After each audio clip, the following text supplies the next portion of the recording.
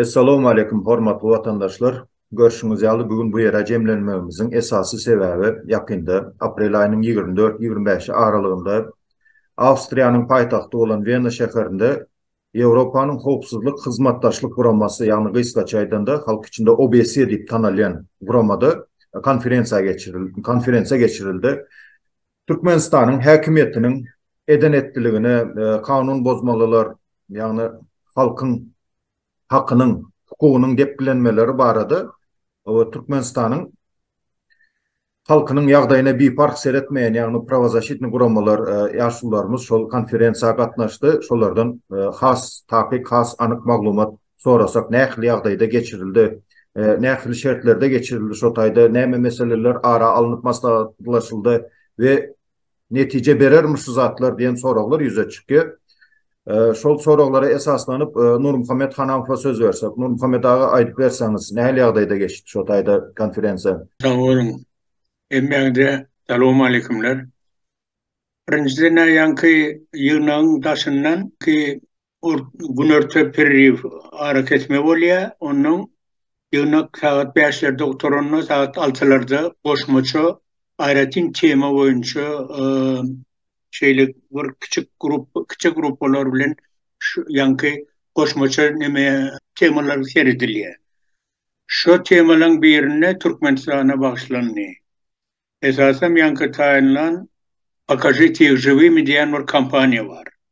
O kampanya yankı Türkmenistan'ın türmelerine basılan adamlar var arada. Hiç bir haber bulmayan adamlar var arada. 2014 yıldan beri şu kampanya şöyle işe alıp barıya. Ne için nesiniz 100 kovrak adam türme basılandan son. Onlar var arada hiç bir haber yok. Ne doğum arnaşlarına, ne advokata, ne halkara Kızıl Haç, Krasny Krest yerlerinde hiç onların göğürlen yok, hiç kime hiç hili haber verilen yok. O adamlar bağ mı, yok mu, dir mi, geçel mi, ya ne oluptur, hiç bir haber yok. O yüzden esası başlanan yankı yazınıza düşen olsa 2003 yılın noyabr ayında Türkmenistan'ın prezidentine kastedildi, canına kastedildi deyip bir topar adamlar bizim enleşemiz türmeye basıldı. Şolar bu arada hiçbir haber yok. Yani onun sonu kâbir şolar yankı siyasete bağlı olsa ya yankı başka bir meseleler boyunca basılanlar var. Şolar bu arada da haber yok. Şoğun için ben ayçak olyanım yankı 100'den kovrak adamlar var arada haber yok. Şu 2002 yılın vakası boyunca yankı Türkmenistan'a karşı o boyası Moskovski mekanizm bulundu. Moskovski mekanizm deyilen, hem için Moskovski deyilen, o 1991 yılda Moskva'da o boyasyan ulu yığınağı geçiyor. Şu yığınakta şu bir mekanizm kabul ediliyor. Haysi devlette kabul edilmiyorsa şuna madı kalıyor da. Onun Venski mekanizm diye vardı. Yani Moskovski mekanizm ol halk giyiniş. Ne hemen anlatıyor. Siz Google'a girip Moskovski mekanizm deyip seyretseniz nehir devletler var arada şol ulanılıptır. Onun ne hemen anlatıyor. Birincisi ne? Obaysiya giren yankı devletler var. Şolar yerine boyun alıyor. İnsan haklarını bozmurun. Hem insan hakları değil, ona giren zat katıken. Yankı açıçan demokratik sayılı meselesi varında, yığınaklar var arada. Yankı adam satmak diyene, şu adam hakkında bir mesele var olsa, şuna giriyor hemmeti. Şu zatların hemmesine men boyun olayan, kabul eden, hem yerin talep edilen, obasyan eten taleplerine boyun olayan neyip olacaklar. Türkmenistan hem şunu yalıp olacak. Yani şunu poziyan devlete karşı yankı Moskovski mekanizm ulanılıyor.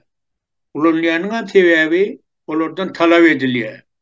Siz şuraya kemçilikler koy verirseniz şunu düzeltin deyip talep ediliyor. Yani obasya görüyorsunuz mi? ol talep edilýär bir kanun hükmüne bir täsir nime edileni ok bir hereket. Ýanky rekomendasiýalyny harak. Diňe şonu etseňiz diýip şular ýa rekomendasiýalar berilýär diýip nime edilýär. Ne gowjak tarap şol. Ýöne onu da şoňam peýdasy diýýär. Näme üçin diýseňiz şu Türkmenistana garşy Moskowski mexanizm kabul edilenden Niýazow gaty şonu agyr görüp şondan soň keselen bolup galdy. Ýöne ýanky Moskowski mexanizm käbir adamlar diýär, "Näme kabul edilen bolu, näme täsiri bar, näme etýäzaty." Ýöne täsiri boldy. Hakykatan esasy başda. Şu 2003-nji ýylyň mart aýyna şu Moskowski mexanizm Türkmenistana garşy kabul edildi. Şu ýyl 20 ýyl boldy martda. Şu 20 ýyla başlanyp ýanky ýygnak geçirildi. Şoňadan anladyrdy men gatnaşdyk. Guramaçylaryň biri Farid Tuhfatul boldy. Ondan ýanky pakajeti Живыми diýen kompaniýaň ýolbaşçylary bar. Yuriy Çiblaza diýip naşolar şu ýygnagy gurnadylar. Şu ýygnakda menem çykyş etdim. Ýanky esasy men eden çykyşymda öz egneşlim. Birincisi bizim ýanky şu döwürdäki döredilen hereketimiziň ýolbaşçysy Boris Şeýhmuradow, öňkü daşary işler ministri, vice-premier bolan şu arada eski gorrun verdim. Ondan Batyr Berdiýew, o da daşary işler ministri bolan neme Şeýhmuradowdan soň özüm ilçi bolup ýanky Wenede ilçi bolup pesli işledi.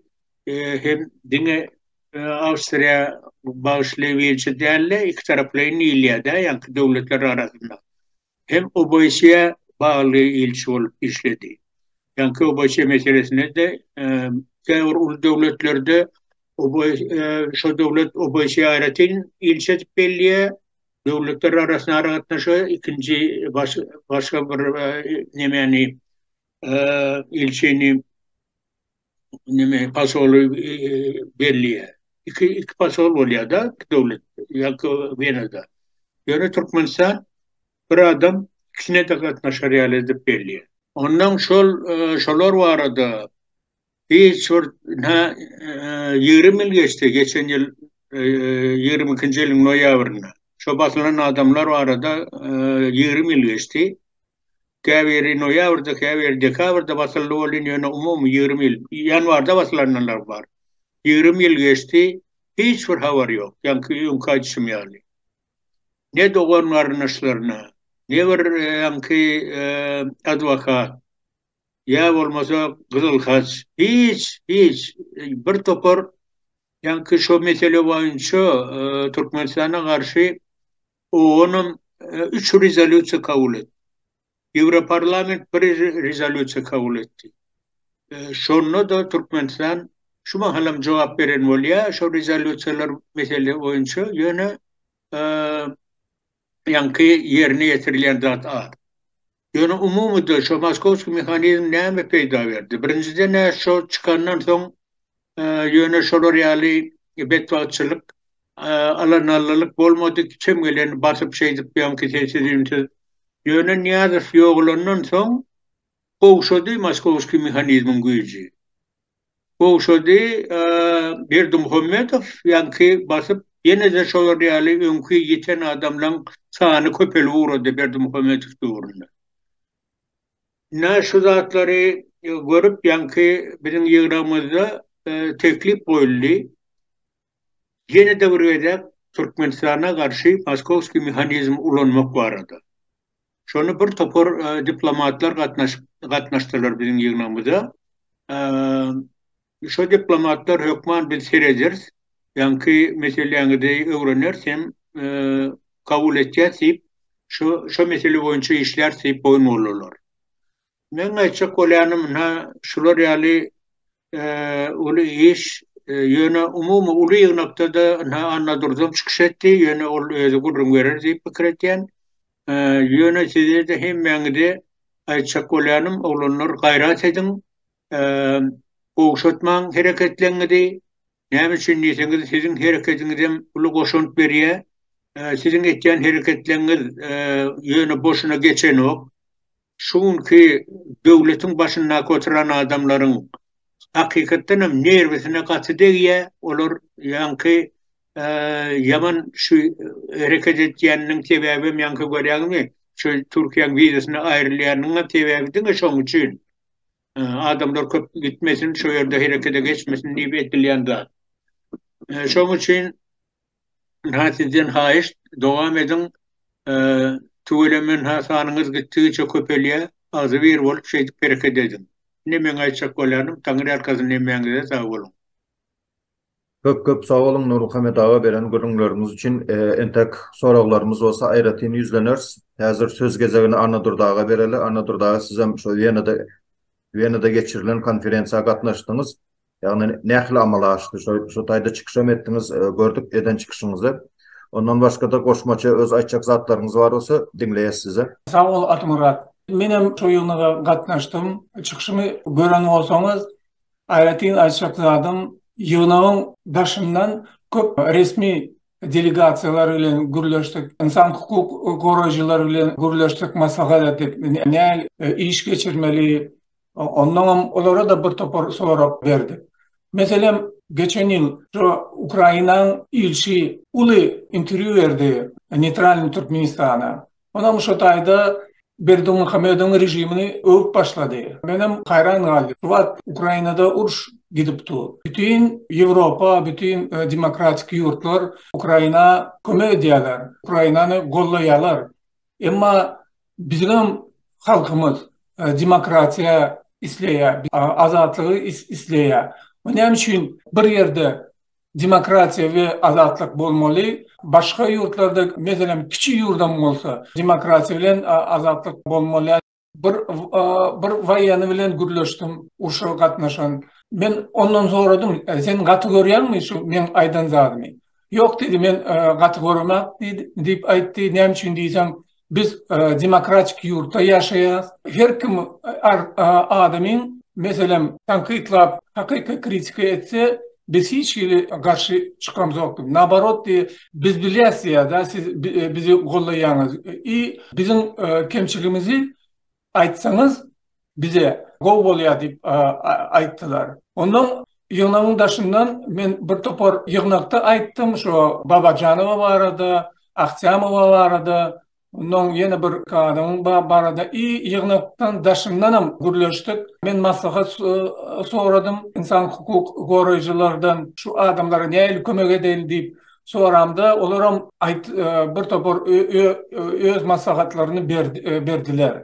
Şunam Azatlyk radiosu Babacanova barada makala çap etdi. Menem interview verdim. Ben her yıl şu OBS'ň bdipçin ýygyna gatnaşýan общий обстановка ütkeýär. Nur Muhammed Çarýşym men kirинче Aydaşow barada geçen yıl Amerikan delegasiýasy aýtdy, Berdimuhamedowlar uzurpasiya vlasti etdiler dip.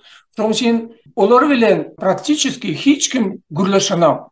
Olar şu wagt izolirованный. Евросоюздун векилleri barıp geldiler Aşgabatda. Olar bilen hiç kim gürleşenam. Berdimuhamedowlar barada aýdýan. Dine şu Raşid Meredov, ondan parlamenta barýarlar. Raşid Meredowy Washingtona çağırıp şu taýda gürrün geçirýärler. Günwatar Туат немече колялар, хотят прощупать позицию и узнать, насколько resmi Aşgabat öz siyasetini ütköçe kolya. Ukraynalarda men aytdım, näme üçin onu Türkmenistan OON'na bir topar rezolüsiýa Ukrayna barada kabul ettiler. Ýöne birje de rezolüsiýasyny gollamady. Kerezep zaldan çıkıp gidiyorlar. Ne de bu tarafa ne de başka tarafa. Özlerim korkuyorlar. Şu adamlar tayda gürleşemize köpsi aydiyorlar.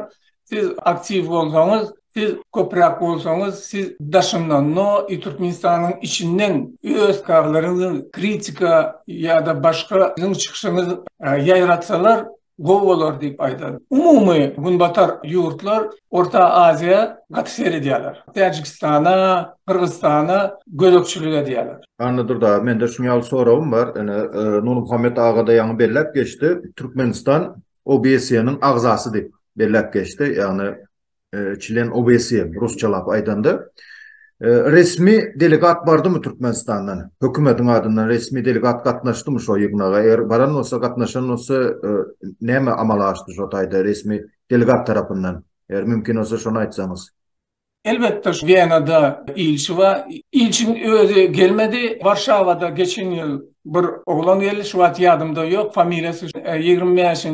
Aprel'de abetten soň 2 minut çıkış etti. Resmi Türkmenistan vekilleri hükmen bize üns verýärdiler. Ay bular sizi ağlaýarlar. Bir topar töhmet bize atıp öz rejimini aklap diyorlar. Evrosoyuzun vekili bulara öz fikrini aytdı. Türkmenistan varada Türkmenistan'ın vekili dine Evrosoyuz'a cevap verdi. Bize vapşe cevap vermedi. Bizim tarafımıza vapşe hiç gelin. Ne de kritika ne de bizim adımız hiç tadı tutman geçirdi. Yani Evrosoyuz'a cevap verenle aytdı. Biz gürleşmeye tayar, biz şu maslahat etmeye tayar, biz demokrasiyanın tarafkari, onun olary diri görkezin deyip, onun şu arada aytdı, şu meseleni biz siz ile gürleşer, yanak 2 minutun içinde özleri cevap verdiler. Köp sağ olun. Alişer Sahatov söz soraýa. Alişer söz gezegi senden dinleýäs. Assalamu alaikum emeğinize. Bende az standartlı bir sorum var. Prosto beni kökten beri şu zatlar içimde aylanıp yor. Nur Muhammed ağa, Anadur'da ağa, вопрос вам, да. Спасибо то, что Anadur'da критиковать ettiniz şu украинские дипломаты. И менде такой вопрос, да. Bilişimiz yalda российские дипломатлар, ну, российский понятно, турецкий дипломатлар, украинский дипломатлар. Билип турувам, айтышыңыз ялы, как бы двойные стандарты делают, да. Билýärler bizde диктатура bolduğunu yine de zad etýärler. Не говорят об этом. Все от души диалер по телевидению. Теперь вопрос такой, да? Это что? Вот что за? Это болезнь, как ковид, yokşama вот это? Или же nefsine mi yenik düşerler? Вот это вот düşünüp bilemök. Eğer de siz prosto köp gatnaşýaňyzlar, şoňa azatlara gatnaşdyňyzlar da prosto bir sizin pikirinizi alsa. Men görünçe Nurmay Çariç iki söz aytsa, ne için diýseniz, öňkü diplomat, gaş çıkmasaňyz iki söz aýdaýyn. Yo, ben aýdyn. Birinciden ýanky şuma halky Orsetli Ukraina wakasyny hemmeňiz bilýäňiz. Şoň üçin Ýewropa Orsetden gaz almasını kesip şonu kompensiýetjek bolup häzir Orta Aziýaken üns berýär. Üns berwem şu insan halklar depkilenýän barada bilýärler. Bilmezligi mümkin. Näme üçin diýseniz, hemme döwletden elçihanasy bar Türkmenistanda. Olar görüp dur ahyry. Umumy bolýan zatları bilýär. Edil inçeläp bir owalara zatlara belki gidilýän del bolmaklary mümkin. Näme üçin diýseniz, şolary kän bir ruhsat berip duranoklar, ýöne umumy onda da ýagdaýlary bilýärler. Ben öňkü bir diplomat bilen Türkmenistandan soň aýrylandan soň gürleşdim, Ýewropaň bir diplomaty.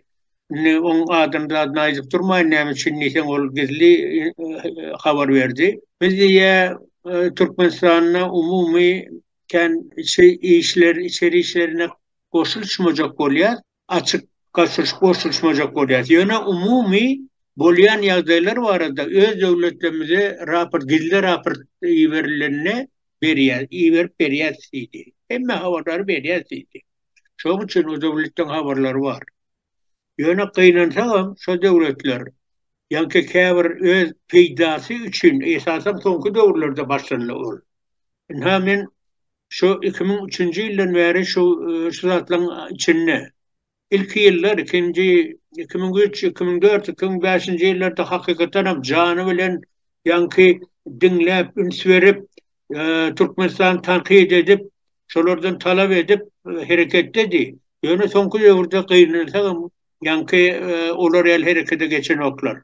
Näme üçin diýseniz, her şerde dwaynoy standart edýär. Öz peýdasy üçin geopolitiski hem de yankı ekonomik meseleleri çözecek olup yankı bir topar insan hakları vardı gözümüyor. Biz Varşava'nın ulu yığınağına da katlaşamızda ben son bir yıl beri katlaşmadım. Yaraman ya başka sebepler bilen. Yani önkü katlaşamda şunu da aittim. Siz dedim böyle koşu standart etmeyin. Öz peydanız için insan hakları meselesi birinci novotta olmalı. Olun size birinci novotta öz peydanız son eleki meseleler insan hakları eyyem dördüncü mi beşinci mi yere geçiyor. Olar yalda olmaz deyip şolar yal tankid etmektedir. Kıynansam sonku devirde kunvatar devletleri Amerika bular ki hakikaten o duayno standarta geçti. Öz peydası gedek kalanına insan hakları vardı yan gözümüyorlar. Yine görün ortamı dününün yankı Amerika'da Raşid Merezfi Amerika Göç Sekreteri kabul etti. Kabul edip ay bizim bu aragatnaşı kurnap zatip ne için sen yankı buloryalı totalitarne rejimli, diktatura rejimli devletlerin böyle aragatnaşı kurnuyor. Ne Orsya'da tankid ettiyen, Belarusya'nı tankid ettiyen, anami Türkmenistan olurdan kovulmuyor. Kaytap beter olurdan. Yine gayrantıgam şular yağday par. Şoň için men gene de buraya kaytacak kolyanım. Esası biz öz gücümüze dayanmalıyız. Özümüz hareket etmeli. Yine bilemok cevap verebildim mi senin sorunuza? Anladır da sizin koşacaklarınız var mı üstüne yankı soru boyunca? Normal Çariç doğru aytdı. Önkü yıllar 200'lü siyaseti alıp baryadılar. Yöne şu Ukrayna vakaları näme günbatara näme görkezdi. Näçe sen olaryň ne ustupki bersen, olar grup aýdanda kelläňe oturjaklar. Şuwat ýoş-ýoşdan bilip başladylar. Ýoş-ýoşdan siyaseti ütköçek bolýar. Birinciden, ikinciden Muhammed Çariç aýtdy, что OBSE'nin rekomendasiýny charakteri diýip näme diýerler. Ýöne 25. yılda o güzel men aýtdym. 50 yıl Helsinki şartnama bir topar halklar gol çektiler. 50 yıl bolýar. Indi gördüler näme Moskovski mexanizmi gowzat, Venski mexanizmi gowzat. Ýöne şu mexanizmi rekomendasyýny charakter. Indi insan hukuk goraýjylar komissiýany düzüp OBSE'nin vekiller bilen işlep, OBSE'nin mexanizmi ütköçek bolýar. Не только рекомендательного характера, обязательного характера. Hükmen şunu yerine getirmeli deyip, şunu 25. yılda girecek bolýarlar.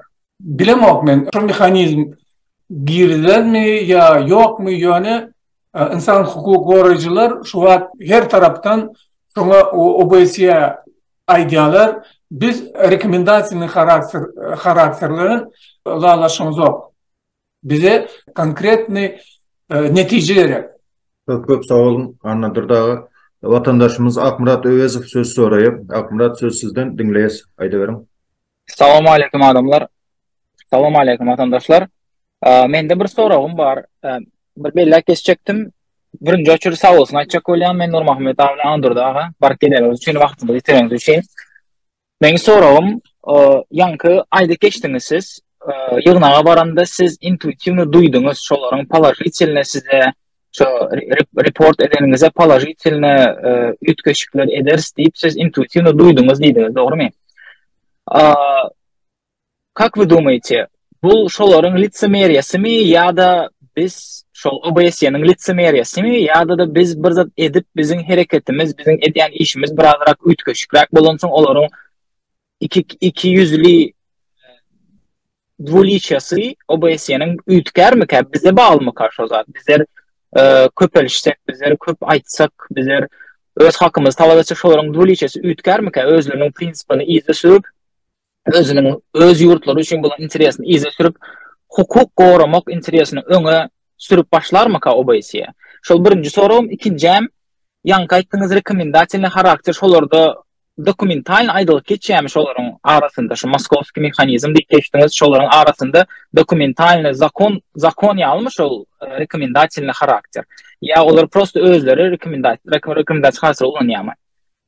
Şol kanun hukmunda aydılık geçýämiş şol rekomendasiýny charakter ulanylýar. Şol eger hak hukuk olmasa bir naruşenie bolsa diňe rekomendasiýa edip belýärler diýip şol dokumenta yazılıp geçýämiş şolaryň arasynda, bağlanşynda, ýurtlaryň arasynda. Sağ olun köp. Anladır da cevap verecek misiniz? Akkurat savol soragyny berem üçin, meselem men garaýşym. Ukrainadaki konflikt başlanana Günbatır kovsala düştü. Şok boldu. Germaniýanyň kansleri, ABŞ'nyň, Fransiýanyň prezidentleri, Kanadanyň premier ministri ve başgalar öýlerini nägili alıp barmalydygyny bilmediler. Soň kemden öýlerine geldiler. Ukrainadaki wakalar iktisadiyet behbitlerinin demokratik gymmatdaklardan esasan adam hukuklardan agdyklyk edýändigini görkezdi ve bu hökmäni suratda ayrı yurtlarda diktatorluğunun ornaşmagyna ve harbi çakmışlarının howpynyň bardygyny görkezdi. Şonuň üçin Günbatar öz siýasatyny ýuwaş-ýuwaşdan üýtgedip başlady. Hova Nurmuhammed Çarıyeviç ýuwaş diplomatiya henizem adam hukuklardan üstün çykýandygyny aýtdy. Ýöne men pikirimçe ýagdaý kemden üýtkär. OBS'ye girýän döwletleriň adam hukuklaryny ve demokratiya uğrunda alan borçnamalarynyň yerini yetirilişini monitoring, ýagny gözekçilik etmek üçin bir näçe mexanizm döredilendigini barada biz bir näçe gedip belläp geçdik. Monitoring esasında gatnaşçy ýurtlary OBS öz teklibini berýär. Bu maslahatlar kanun görnüşde almaýar. Bu teklip maslahat berji görnüşde berilýär. OBS'nin Demokratik İnsan Hukuk İnstitutu var. Misal için geçen yıl Türkmenistan'da prezident saylovları geçirildi. Saylovlardan ön şu institut saylovu halkara demokratik standartlara layıklıkta geçirmek teklifini verdi. Türkmenistan bu teklifler göz önünde tutmadı. Şunun için şu institut öz sinçlerini yurtta iyi vermedi. Ve saylovlardan son yurtta erkin demokratik saylovların yoktuğunu ma'lum etti. Neticede geçen yıl Varşava'da ABŞ'nın işgari Türkmenistan'da dinastiya hükümetinin geçirildiğini aýtdy. Neticede demokratik yurtların yol başçılarının köpsi Berdimuhammedowy askermezlik edýär. Olar bilen gürleşmek islemeýärler. Sağ olun. Soralar yok bolsa efirci. Atamurat men bir zady ýadymdan çykdy. Türkiýanyň deportasiýony centrlary barada aýt. Men ýerden çykyş eddim. Abetden soň Türk vekili bir aýal çykyş etdi. O da aýtdy biz şu deportasiýony centrlary barada migrantlar barada bir topar iş geçirjek bolýar diýip aýtdy. Soraw yok bolsa efir jemle berelim. Ha görüşüňize ýaly hormatly watandaşlar, ýaşlylarymyz Anadırdağı Nurmuhammed ağı Venadaky Ewropanyň howpsuzlyk hyzmatdaşlyk konferensiýasyna gatnaşyp şo taýda ýagny sözledi. Anadırdağı bolup geçen wakalar barada aýdyp geçdi. Anadırdağı minnetdarlyk bildirýäs. Ýagny esasy global sorawlar şo taýda gozgany üçin vatandaşlar kän sorawlar gawat gelýär. Şunun neticesi bolarmy? Ýagny şu haçyndan bäri näçe ýyllardan bäri edilip gelýär, şu işler neticesi bolarmy diýen ýaly sorawlar gawat gelýär. Ýa-ni Nurmuhammed aganyň belleşi ýaly, Anadolu aganyň belleşi ýaly biziň özümize bagly.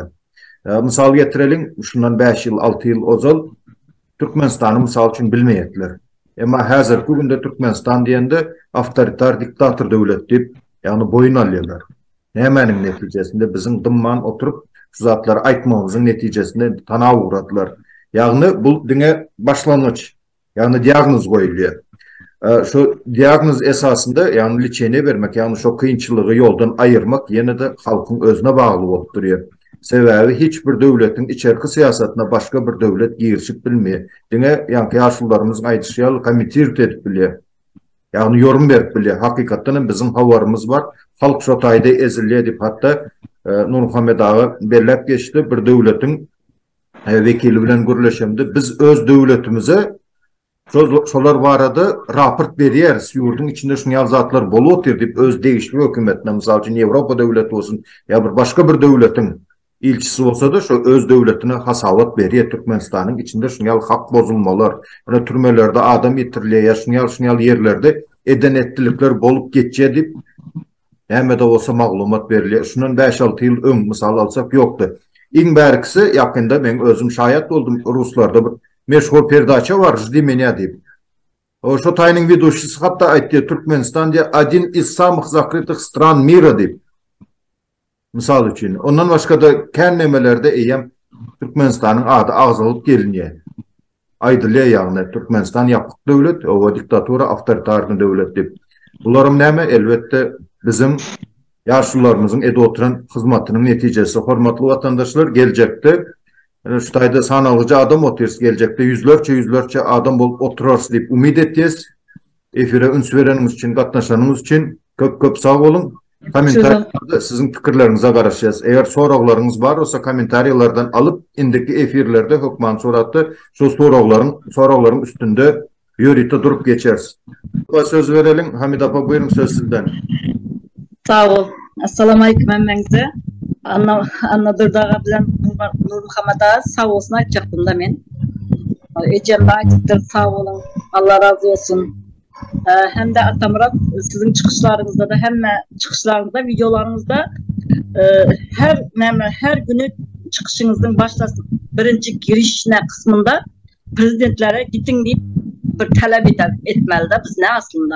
Kimnin kısa videosunu TikTok'ta mı nerede çıkış etseniz giriş kısmını Türkmen cemiyetine, Türkmenistanlılara, bütün dünyaya örnek bolanınız için ya da yolsuzluğa getireniz için ya da pasport verilmegeniz için, elimsiz koyanınız için, mankutlaştırdığınız için biz gitmeniz talep ederiz deyip başlamalı deyip ben nämet şunu fikir edip otydum da şunu hemmemiz videomuzda giriş kısmını gitmesini talep etmelimiz. Näme üçin sebepler köp onun ne? Hemmesi ortada ispat edildi zaten. Şunu ayet geçeyim dedim, hem sağ olsun aydan dedim size. Köp vaktinizi almayın. Kurtarıp başladınız. Köp sağ olun Hamid apa, sizin aydanlarınızın üstüne boşluk geçti. Misal üçün bir goňşuň çağası yamanlık etse, çağaňy ur diýip barman, çağaňa terbiye ber. Terbiye berip bilmesen, ondan soň ur diýsek, has dogry bolýar. Sizin aýdyşyňyza göre biz hökümete git diýmezden öň wezipäňi ýerine ýetir. Ýerine ýetirip bilmesen, onda git diýsek, has neme boljak? Yerlikli boljak diýip ben düşünýän. Ýok, men alalaşdym sizin aýtýanyňyz bilen. Öňünden başga wezipäňi ýerine ýetir diýmeli.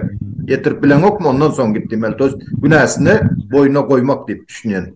Ona köp zaman verdik ikisine de mesela. Gitip gelen vaktinden gittiysek onda yankı ne prav olardı. Gelenine bir yıl oldu gelene. Eden işi yok. Artık biz seni gördük, zaman verdik ne? Evet. Bir yıldan beri isat etmedi.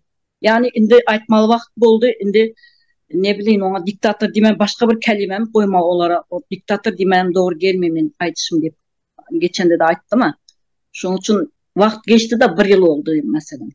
Näme etdi bir yıldan beri? Özgeren zat yok, değişen zat yok. Köp sağ olun Hamid apa, vatandaşlar sağ olun.